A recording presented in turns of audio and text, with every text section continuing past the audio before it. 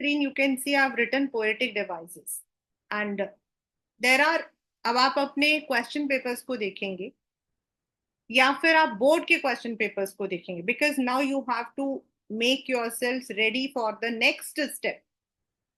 9th 10th 11th and 12th चारों में poetic devices are there and poetic devices जो है दैट इज व्हेन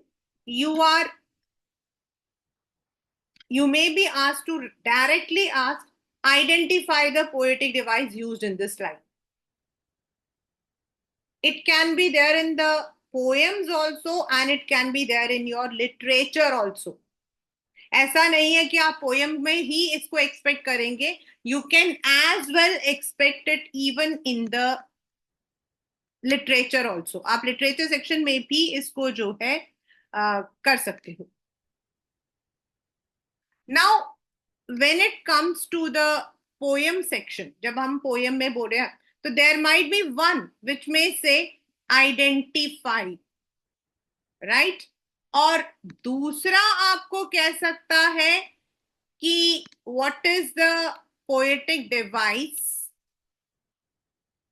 या identify the line statement.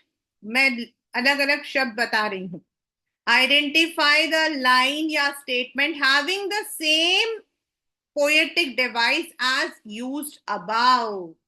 यानी कि आपको 4 लाइंस दे दिए जाएंगे. You may be given 4 lines जिसमें आपको पूछा जा सकता है सेकेंड लाइन में कौन सा पोएटिक डिवाइस है जो यूज हुआ है, इनमें से किस में वही यूज हुआ है. यानी इसमें आपको 2 काम करना है. ऐसे क्वेश्चंस में you need to do 2 way. First is you need to identify the poetic device and then you need to also identify the line in which that poetic device has been used. So poetic devices or literary devices, because in your boards literary the same devices are also asked in literature. RTC वाले में आता है. They don't come in the questions, but they would be coming in the RTC. One is direct and second is indirect. यानी कि आपको पहले identify करना कि ऊपर लाइन में कौन सा यूज हुआ है and then you have to identify from the given lines की कौन सा, मतलब कौन से वाली लाइन में सेम यूज हुआ है. We have already done this, but I'm doing this before we are moving into the second, जो हमारा second term है, उसमें मैं दोबारा से एक बार आपको रिवाइज करवा रही हूँ. All the, because now you will be having the entire poems in your finals. I'm starting with anaphora. Anaphora, जब आप lines को पढ़ते हो, when you are reading a line, say I'm giving you one example. I am a feather on the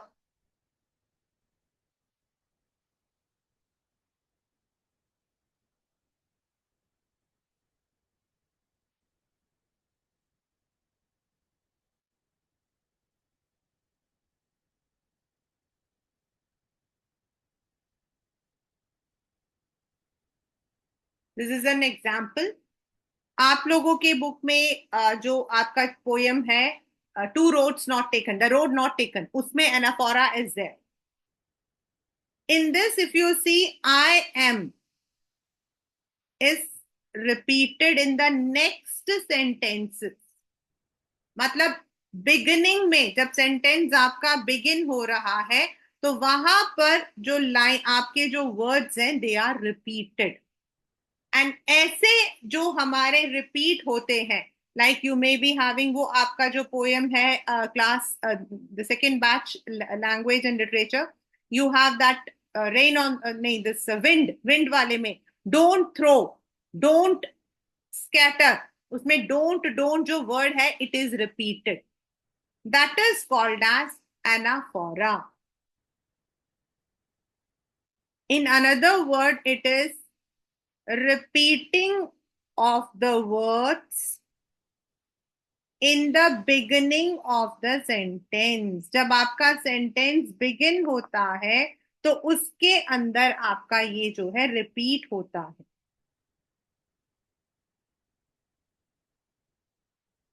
अब the question भी, ये तो था आपका definition, right. Now if you have to identify, आपसे पूछा जा रहा, पहला क्वेश्चन है आइडेंटिफाई द पोएटिक डिवाइस। तो आपका आंसर सिंपल रहेगा, anaphora. But if you have been given 4 lines, 3 lines, and आपसे फिर पूछा जा रहा है कि identify the poetic device as used in the above sentences. Let me write the question.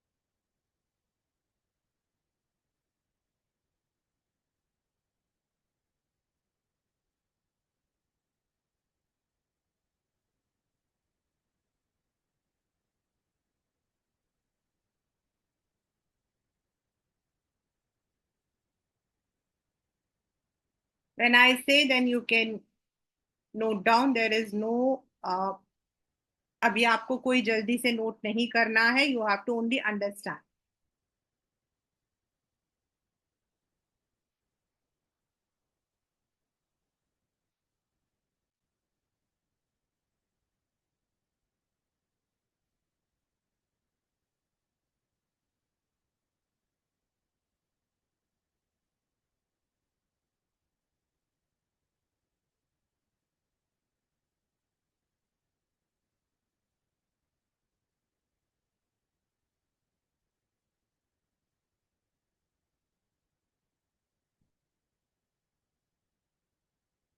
We have been given 3 examples, the 3 lines, in fact, in another way.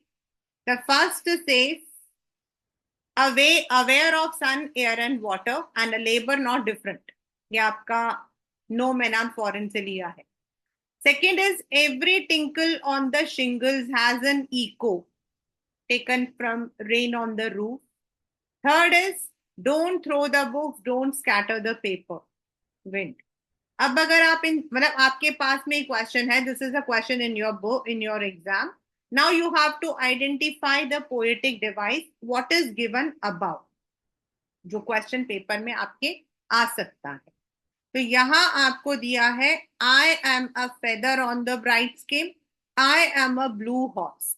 तो first of all आपके दिमाग में होना चाहिए कि दिस इज एन एनाफोरा, यानी कि जब आपके वर्ड्स रिपीट हो रहे हैं इन द नेक्स्ट सेंटेंसेस. और इस वाले में, इन तीनों में से, this one has the same kind of poetic device. Don't throw the books, don't scatter the papers. इस वाले में डोंट को रिपीट किया है अगले अगले लाइन में. तो आपका जो आंसर होगा that would be C. So these are the 2 ways you can be asked to identify the poetic device. So the very first we have started is anaphora.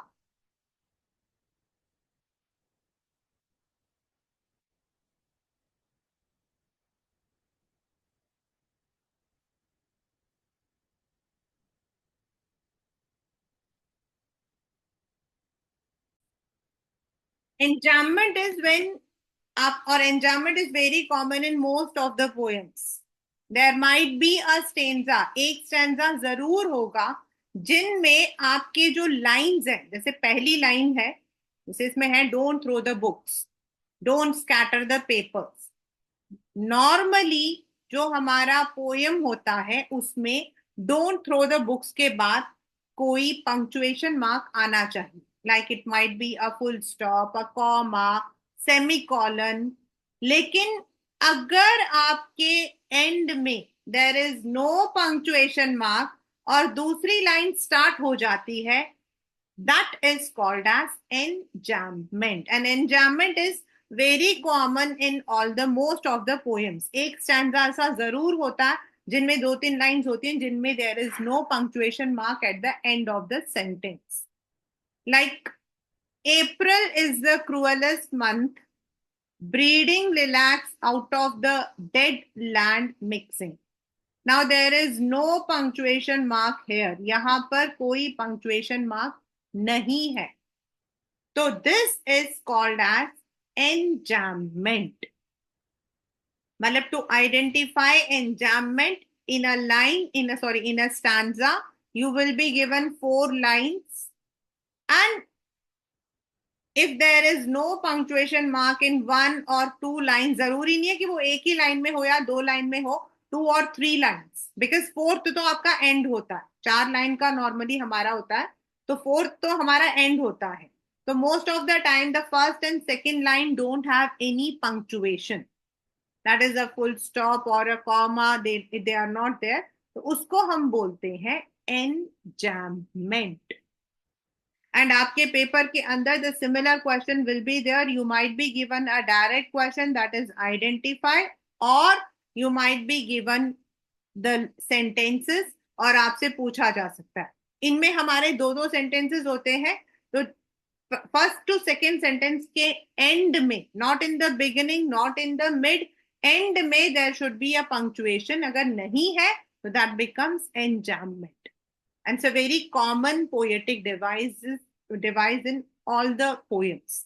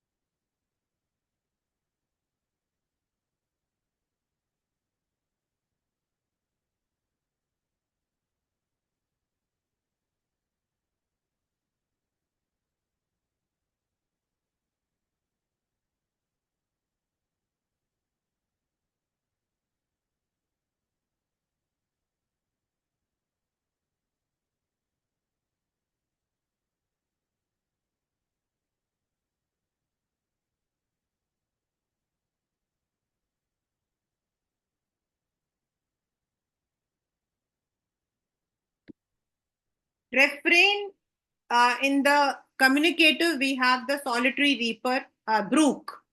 Brooke जो poem है उसके अंदर there is one line, men may come and men may go but I go forever. तो refrain होता है एक paragraph के अंदर, when a poem starts, when a song starts, कोई भी गाना जब शुरू होता है तो उसमें सबसे पहले कुछ लाइंस होती हैं जिनको हम मुखड़ा बोलते हैं, मुखड़ा एंड अंतरा. तो मुखड़ा होता है some of the lines which are in the beginning or at the end of the stanza. और वो जो लाइंस होती हैं, चाहे वो एक लाइन हो या group of words, they are repeated after, मतलब वो हो सकता है सेकेंड पैराग्राफ के एंड में भी हो या थर्ड पैराग्राफ के एंड में भी हो. फॉर एग्जाम्पल आपका जो पोएम है the road not taken, road not taken में जो आपका लाइन था, two roads diverge in a wood, वो जो लाइन है इट इज रेफ्रेन, क्योंकि वो जो लाइन है it has been, it was there in the very beginning and it was there in the and.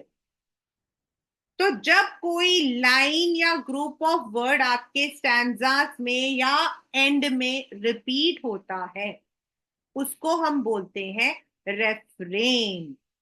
I'll give you 2 examples. One is from the poem Brooke, and another is the two roads not taken.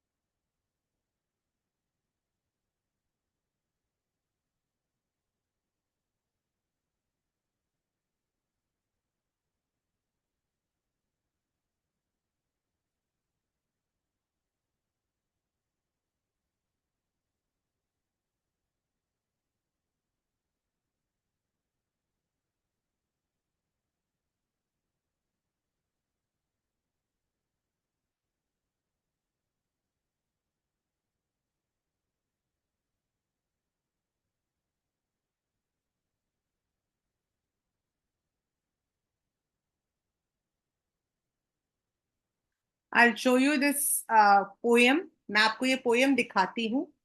You will see that in this poem, ये जो poem है, what I am talking about, in this poem, the line "men may come and men may go" that repeats after every second or third paragraph. तो हमारे जो poem है road not taken, उसके अंदर ये वाली जो लाइन है सबसे पहले आती है, two ride roads diverge in a yellow wood. And बिल्कुल एंड में आती है, two roads diverge in a wood and I took the less travel and that is all the difference I made. उसको हम बोलते हैं रेफरेन, यानी कि रिपीटिंग ऑफ अ लाइन और group of word in any stanza.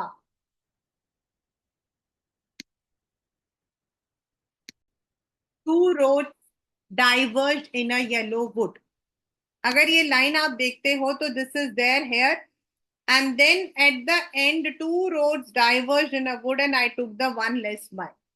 This line is repeated, मतलब यहां पर टू रोड्स है, उसके बाद एंड में दोबारा आया है. इसको हम बोलते हैं रेफ्रेन. इसको हम बोलते हैं refrain. And you may be having some lines which may be repeated in not the exactly same paragraph, but it might be there in some other paragraph. Like ये एक और इनका पोयम है, द ब्रूक. अब इसके अंदर if you see, for men may come and men may go but I go forever. ये paragraph आपका यहां पर है लाइन. अब यही लाइन अगर आप देखोगे, it is return here again. यहां पे लिखा हुआ देखो, for men may come and men may go. Then again in the 35th line, for men may come and men may go. Then again it is written in the 53rd line, for men may come and men may go. ऐसे ही यहाँ पर and में भी है.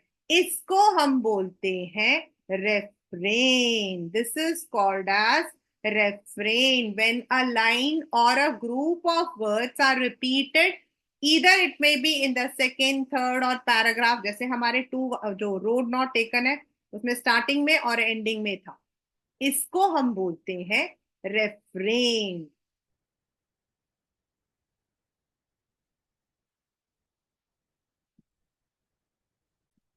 There are some words which we speak up just to give that meaning. They may not be having a dictionary meaning. They may not be having a dictionary meaning. For example, हम हिंदी में क्या बोलते हैं, ma'am वो धड़ाम से गिरा. अभी जो धड़ाम हमने बोला है ना, this is we are giving the effect, हम कह सकते हैं साउंड इफेक्ट दे रहे हैं.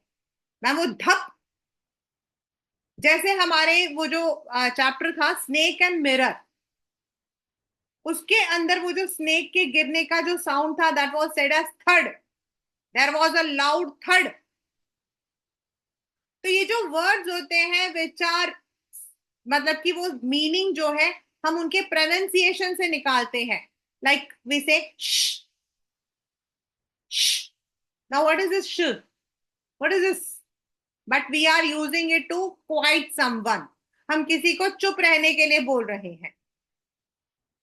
So the words which suggest their meanings with their pronunciation are called as onomatopoeia. They may or may not be there in the dictionary, like tingle, clink, shh. These are some of the words which are said as onomatopoeia.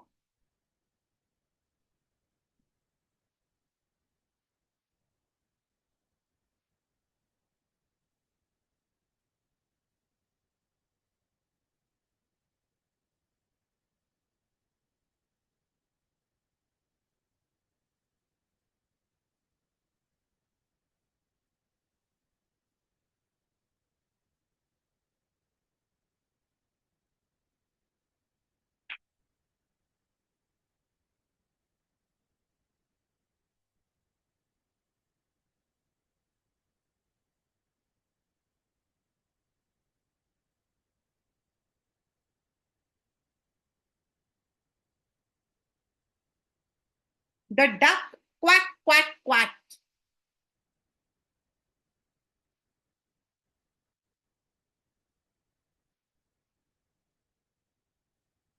The frog in the bingle bog always croak quackash quackash. Now this word quackash doesn't have any meaning. Quackash is just giving वो आवाज, जैसे हम बोलते हैं ना कौवा काका काका बोलता है. That's a cawing. The crows cawing. उसको हम बोल रहे हैं, वो काका बोल रहा है, वो जो वर्ड होता है उसको हम बोलते हैं onomatopoeia. And they are very easy to be identified when it comes either in the identification or it may come to, आपको लाइंस दिए हैं तो भी आप इजीली कर सकते हो. They are the sound words. इनको हम साउंड वर्ड्स भी बोलते हैं क्योंकि जब हम इनको बोलते हैं तो इनका मीनिंग निकलता है.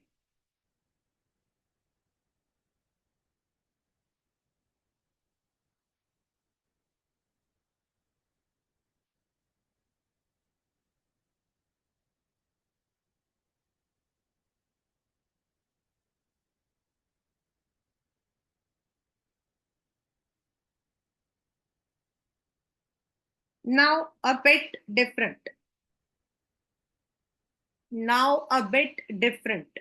Hyperbole.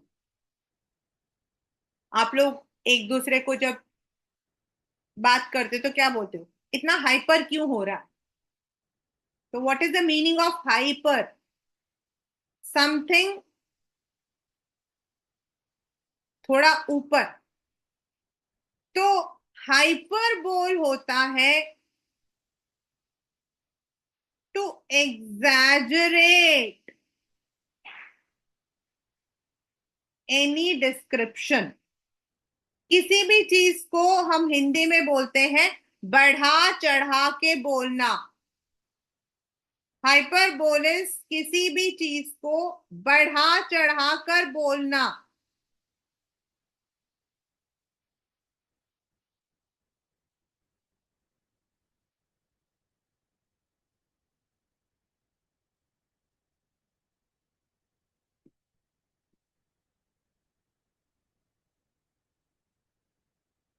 And a thousand dreamy fancies.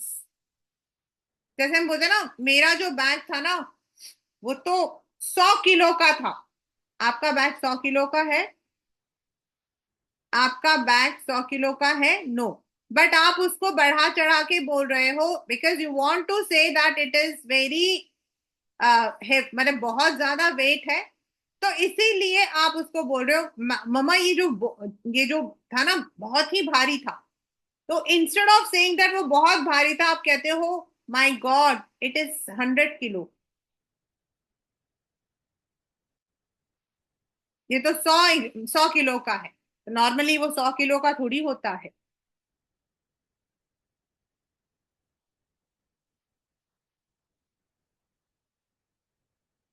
I am so hungry.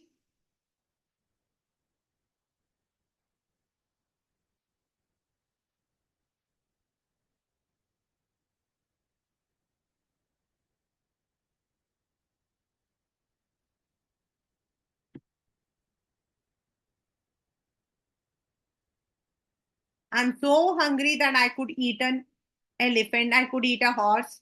मतलब कहने का मतलब there might be many thing.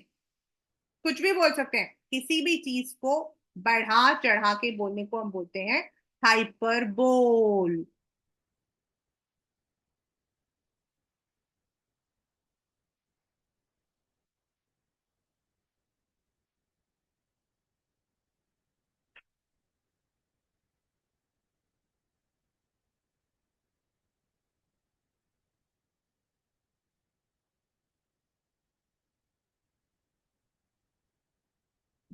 Hindi में हम बोलते हैं ना इतना ज्यादा.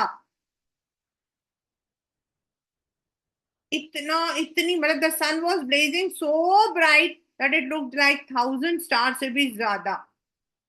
तो जब हम किसी चीज को बढ़ा चढ़ा के बोलते हैं उसको हम बोलते हैं हाइपरबोल.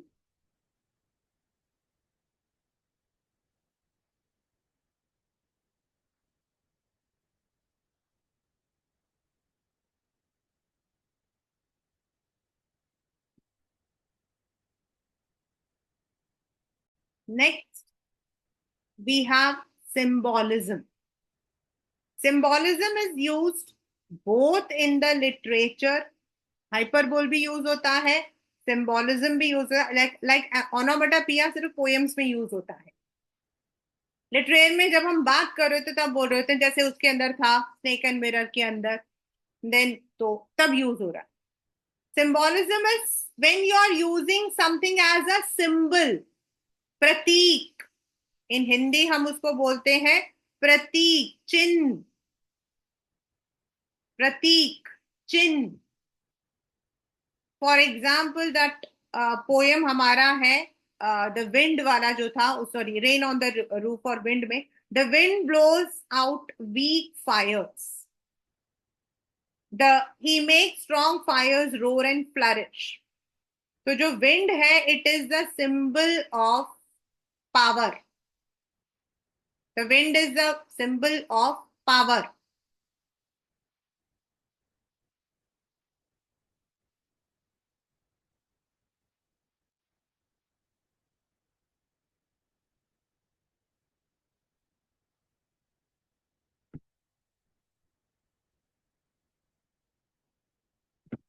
किसी भी क्वालिटी को, किसी भी क्वालिटी को डिस्क्राइब करने के लिए हम कुछ वर्ड्स यूज करते हैं। Like in 12th standard we have a poem on Jennifer's tigers.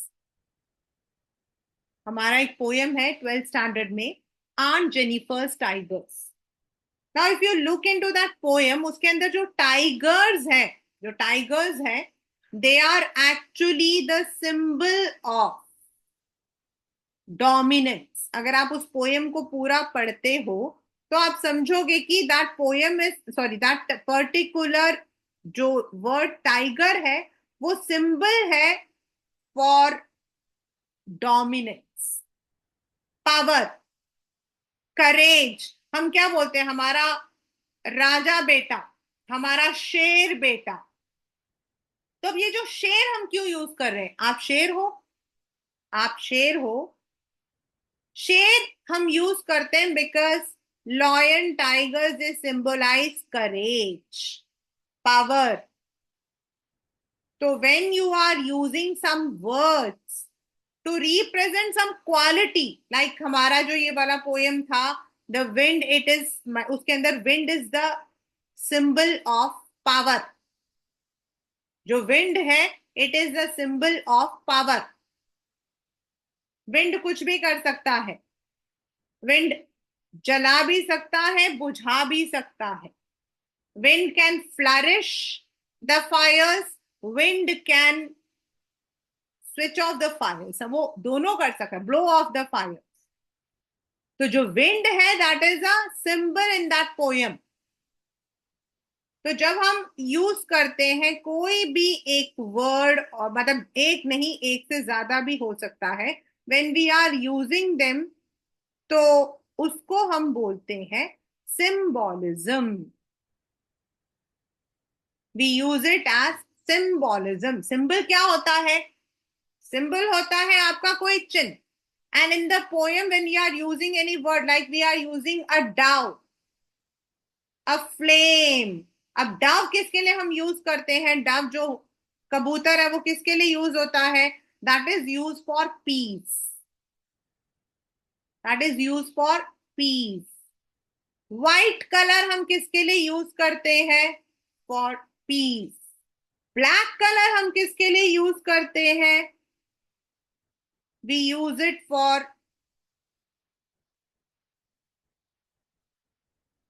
Something which is negative. हमारे आपके 10th स्टैंडर्ड में देयर इज वन, सबसे पहला जो पोयम है, fog, sorry, dust of snow and fire and ice. दोनों में आपके जो हैं, they are the fire and ice, दोनों सिंबल्स हैं, they are symbols. The fire represents desires and ice represents hatred. तो जब हम कोई भी एक ऐसी चीज को, like fire, ice, any colour, अगर हम उसको यूज करते हैं टू मेंशन सम क्वालिटी, तो उसको हम बोलते हैं symbolism. That is called as symbolism. That is, it is a symbol. वो हमारा एक सिंबल है.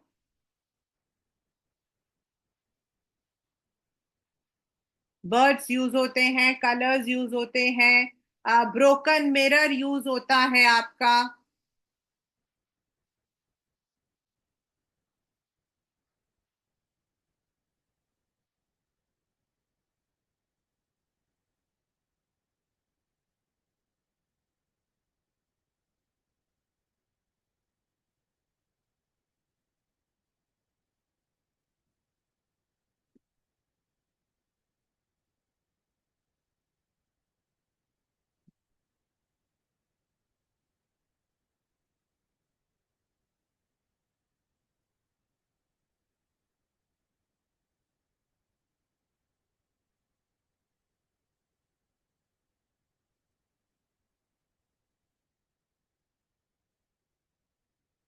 This transferred epithet you have to understand in a very calm manner, क्योंकि अब आजकल पेपर के अंदर transferred epithet is very common.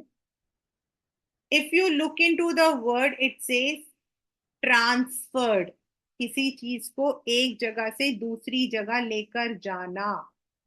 And epithet जो होता है, it is an adjective. Epithet का मतलब क्या होता है? एडजेक्टिव. तो जो आपका एडजेक्टिव होता है, नॉर्मली हम एडजेक्टिव को किसके साथ यूज करते हैं?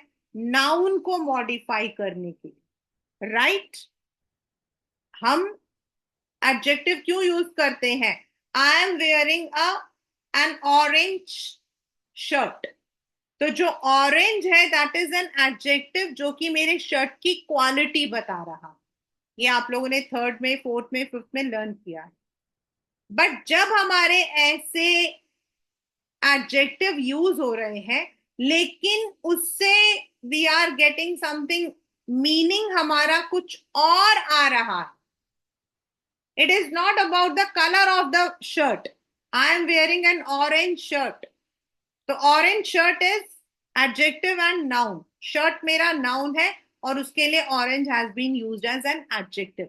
लेकिन if this adjective is use to modify another noun, तो फिर उसको हम बोलते हैं ट्रांसफर्ड एपिथेट. यानी कि it might be having a different meaning.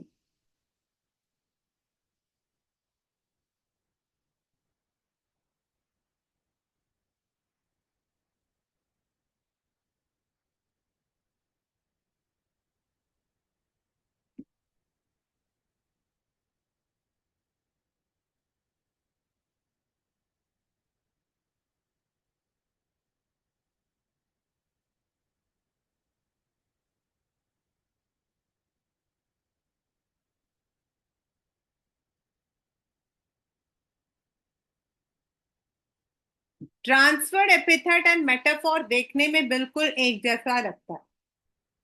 They are very similar in rim, क्योंकि मेटाफोर में भी हमारा एक एडजेक्टिव और एक नाउन होता है.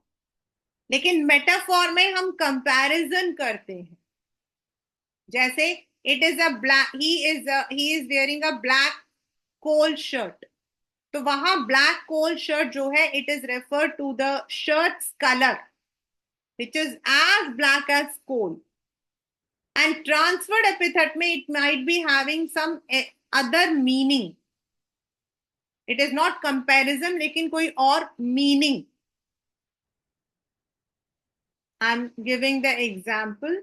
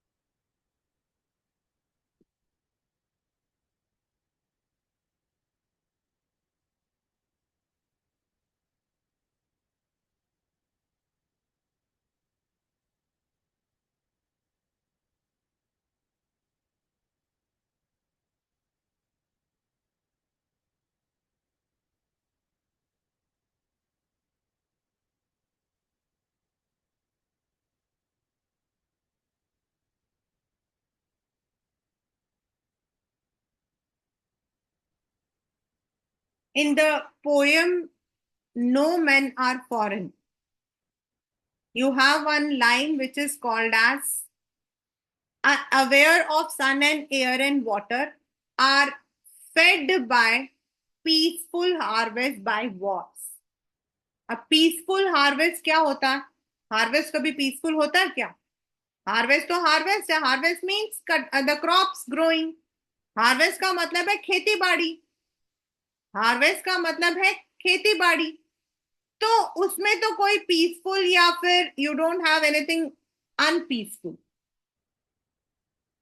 तो यहां पर the peaceful harvest by war का मतलब है when the war is not there, जब शांत माहौल होता है, when the situation is quite calm, उस वक्त में द फार्मर्स आर हार्वेस्टिंग. तो यहां पर it has been given for the peaceful time, not for the harvest. तो यहां पर जो मीनिंग है वो किसी और चीज के लिए बताई जा रही है, not for the harvest. So that is what transferred epithet says. Transferred epithet जो है वो इसी को बोलता है.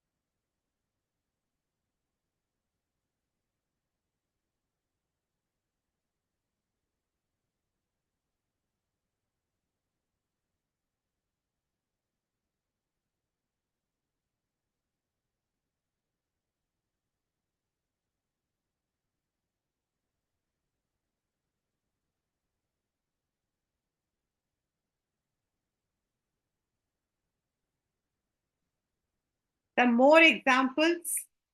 A careless match. अब match तो careless नहीं है. It means it was played in a careless way. Sleepless nights.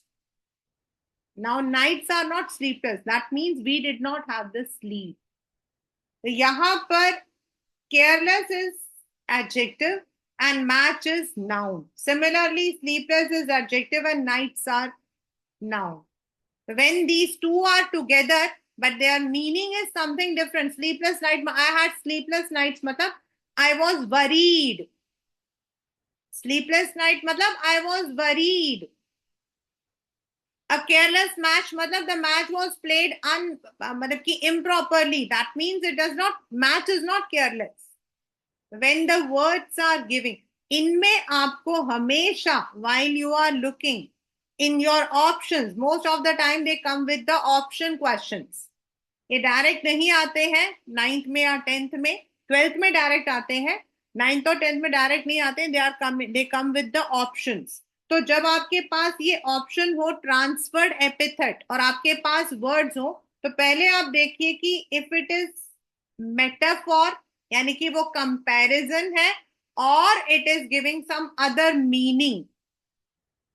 एक बार की जगह दो बार पढ़िए सेंटेंस को and then underline whether it is metaphor or transferred epithet. Like यहाँ पर sleepless night doesn't have any comparison. I had sleepless nights for the past 10 days. मतलब मैं बहुत परेशान थी. I was worried. So that is how you have to identify transferred epithet. So this is what we have done today. I have taken all the one which you have not done in the earlier period. We'll be doing that also. तो आज हम लोगों ने जो है anaphora कर लिया है, एंजाममेंट कर लिया है, रेफ्रेन कर लिया है, symbolism and transferred epithet we have done. Hope you all must have understood it well.